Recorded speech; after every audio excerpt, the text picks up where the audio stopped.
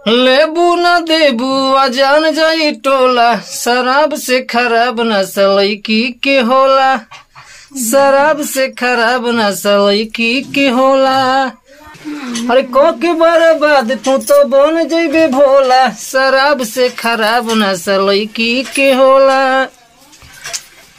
गलत कहता नहीं, बहुत बढ़िया चीज गावे का नाम हो सिंगर के नाम है हमके नहीं पता चला, लेकिन सही चीज गए हैं। अगला आदमी में ना होला, नशा हर चीज में होती है, लेकिन सबसे खराब नशा की बात हो रहा है ना। शराब भी बहुत खराब नशा, नहीं करना चाहिए, हम तो नहीं करते हैं, लेकिन तू प्रूफ कर दे बुगा। हाँ कर दे हो तो कर दे। जब हलवा अजब हाल बा, लागत कि एकदम अथु बड़न क्या सीधा बिहार में रहते हैं। हाँ। यूपी में नहीं रहते, यूपी के घर तो सोचा यूपी लिखेंगे, मिलता नहीं है। हाँ।